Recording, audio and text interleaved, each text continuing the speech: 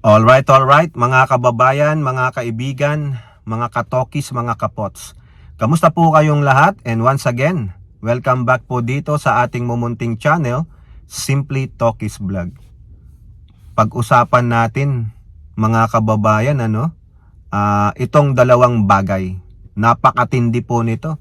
Ito po yung opening salvo dyan po sa plenaryo ng Senado nung kabubukas nila ng January 16th. Going from break po sila. Ang tagal po ng break nila, mga kababayan. Bilib ako sa mga senador na ito. Almost one month po ang kanilang break, no? Biruin nyo yan. Break po sa plenary. Wala pong batas na binabalangkas.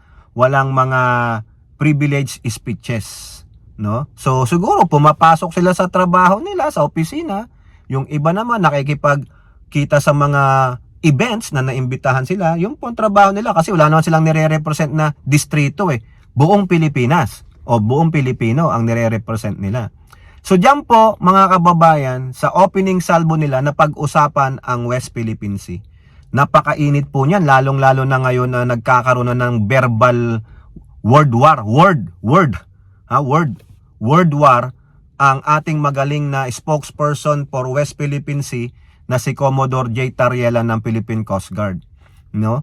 Laking galit po ng mga Chekwa kay Commodore Tariela nung isa sa mga kanyang mga event na dinaluhan, pinakita niya po yung larawan ni Xi Jinping nila, yung kanilang presidente. Piling nila binaboy po ni Commodore Tariela ang larawan ng supreme leader nila. O bakit kayo galit na galit? Ha? Kung yung babuyin nyo nga yung presidente naming Marcos di ba? Kala nyo hindi namin alam yon? Pinagbigyan namin kayo kasi sabi namin karapatan nyo yan. Wala naman kami sa bansa ninyo para kondinahin kayo. Pero si J. Tariela na nasa sariling bansang Pilipinas, karapatan niya po yan.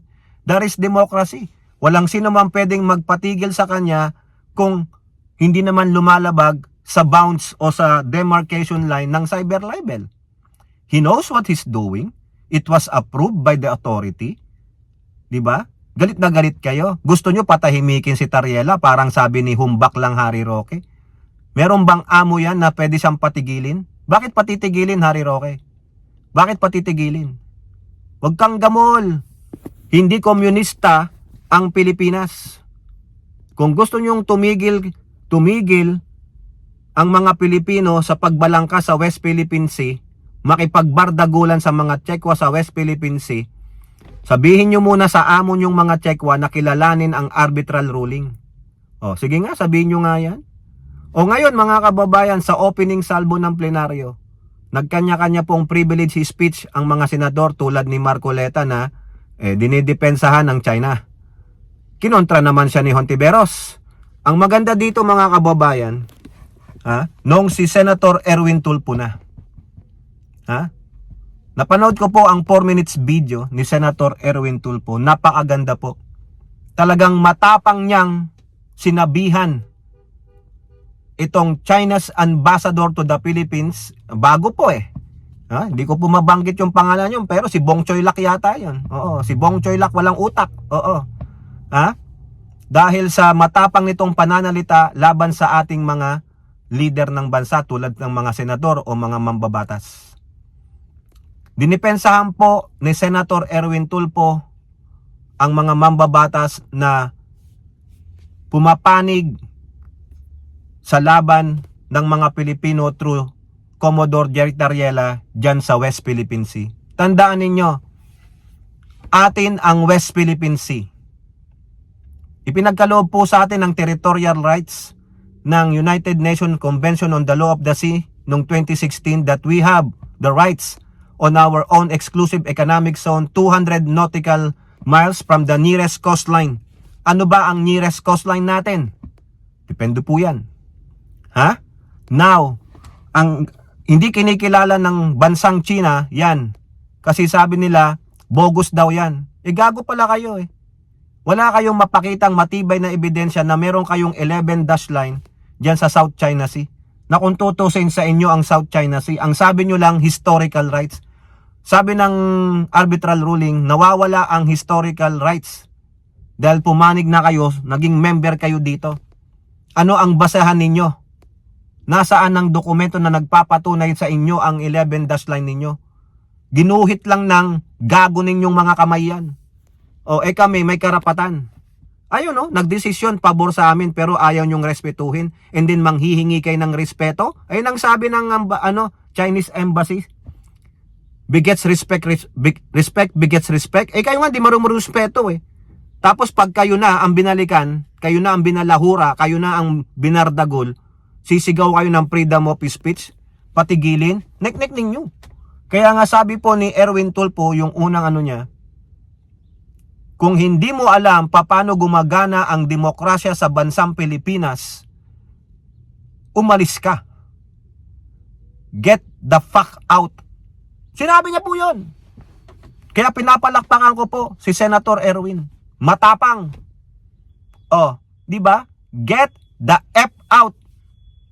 Ganyan ang demokrasya sa Pilipinas. Filipinos are freedom loving. They love their democracy. They love their rights and their freedom. Tingnan nyo mga makabayang black. Hinahayaan lang. Pero yung makabayang black, gawin nyo yan sa China. Tiyak. Baka hindi nyo na abutan pang lumubog ang araw. At hindi nasisikat sa inyo. Di ba? Communist Kontrolado ng gobyerno ang bawat sasabihin ng mga journalist. Walang aktivista. Saan lang yan? Pilipinas lang, maraming aktivista na hinahayaan. Ngayon kung lumagpas sila sa kanilang karapatan, doon, pwede silang hulihin kasi may na-violate na silang batas. Alam din ng mga Pilipino, karamihan ang kanilang freedom, that their freedom is not absolute, hindi forever. Kaya nga may batas ng cyber libel, may batas na inuugnay dyan sa karapatan ng pananalita. Your freedom or your freedom of expression, your freedom of speech, those are not absolute. Every freedom and rights are not absolute. May demarcation line. Di po ba? O karapatan mong tumawid sa daan. Ang tanong, saan ka tatawid? Yun. May mga batas, bawal mag-jaywalking. Paano pag nilabag mo yun? Yun. Karapatan ko pong tumawid. Teka muna. Yung karapatan mo, sinusupersede din ng batas. May batas tayo, no jaywalking. Para yan sa kaligtasan mo. Doon ka sa crosswalk kaya nga may crosswalk gumawa ng batas. Ganon. May limitation ang rights at freedom. Pero hindi tulad sa China, wala kayong karapatan sa pananalita. Hindi na kayo sisikatan ng araw, nakalubog na kayo. Kaya sabi ni Erwin Tulfo, if you don't know how democracy works in our country, lumayas ka. Pertaining to that Chinese ambassador and his minions. Nakakahiya po. Pero may mga senador dyan na kumakampay pa sa mga Chekwa. Akala ko ba matatapang kayo? Lalong-lalo na yung isa dyan. Pinangangalandakan niya, makabayan siya. Pero sa resolusyon na pagkondina sa mga pinagsasabi ng ambassador ng China laban sa ating mga kapwa Pilipino, hindi nyo masuportahan? A resolution condemning the verbal tirades and the aggression of these Chinese people, in our territory, in our rights in West Philippine Sea, hindi nyo kayang suportahan? Tapos magsasalita kayo ng mamatay ng dahil sa'yo, maging Gabriela silang tayo, maging Andres Bonifacio tayo, wala ka pala Hanggang daldal ka rin. Kaya sabi ko sa inyo, ang mga Duterte minions hanggang laway lang. Hanggang buka na lang bibig, pero pag ginawa na, isa sa action na, yung sinasabi, urong ng mga titi. Wala na. Urong na ang mga pek-pek. Ganun po Kaya kudos po sa mga senador na nagtatanggol. Sa West Philippine Sea, pinagtatanggol, kumakampi kay Jay Tariela. Kapwa mo Pilipino yan Bakit hindi nyo suportahan? Ipinaglalaban ng West Philippine Sea para sa future generations. Kayo gusto nyong ibigay? Gago, wag nyo sabing diplomatic. Hindi nga nila kinikilala yan Itong mga Chekwa Di ba? Kasi bakit? Pro-China kayo Baka naman sila ang financer nyo nung nakarang eleksyon, mga hayop. Eto pa. Alisan natin si Sir Erwin. Sir Erwin, kudo sa'yo Good job. Ito pang isang senador na may hinahamon. Hinahamon po ni Senator Kiko Pangilinan ang ambassador ng China sa Pilipinas na magpakalalaki ka. Huwag kang magtago sa assistant mo na siyang nagsasalita para sa'yo sa issue ng West Philippine Sea. Sabi ni Kiko Pangilinan, hindi ko papatulan yung sinasabi ng assistant mo. Ha? Ang gusto kong magsalita, ikaw mismo. Magsalita ka tungkol sa West Philippine Sea. Ano alam mo? Ha? Hindi yung assistant mo na nambabalahura sa aming mga Pilipino. Ang gusto ko ikaw. At doon kita sasagutin, sabi po ni Kiko Pangilinan. Yan po yung balita sa Inquirer. O di ba? Tama naman, may punto naman si Kiko Pangilinan. Ikaw na ambassador, gumagamit ka ng spokesperson? Ayaw mong pakita? Bakit hindi ikaw mismo ang magsalita doon? Hindi yung sinulat lang ng iyong writer. Ha? Bakit duwag na duwag ka? O, di ba hindi ka makapagsalita? Kaya sabi ni Kiko, papatulan lang kita pag ikaw mismo ang magsasalita sa issue ng West Philippine Sea. Tama naman si Kiko, being professional. Kumbaga sabi ni sa isip-isip ko lang akin lang tong opinion. Siguro sa isip-isip ni Senator Pangilinan, hindi ko ka-level yung assistant mo. Assistant lang yan eh. Yan ba yung totoo mong saloobin? Mamaya saloobin niya lang yan o ghostwriter eh. Mas maganda yung mismong bibig mo. Sa media, pakita ka. Ikaw mismo ang nagsabi and then sasagutin kita. Doon kita papatulang. Pero as long as you're using a third person to speak for you, wala akong masasabi sa inyo. Pero si Senator Pangilinan po, tumitindig para sa West Philippine Sea. Tumitindig para sa laban ng mga Pilipino through Commodore Tariela. Tumitindig sa laban ng West Philippine Sea. Yung mga totoong Pilipino, yung mga totoong Pilipinong ayaw pasupil, ayaw pasakop sa mga dayuhan, kahit na sino pang dayuhan, Amerikano, ano pa. Huwag tayong ganon.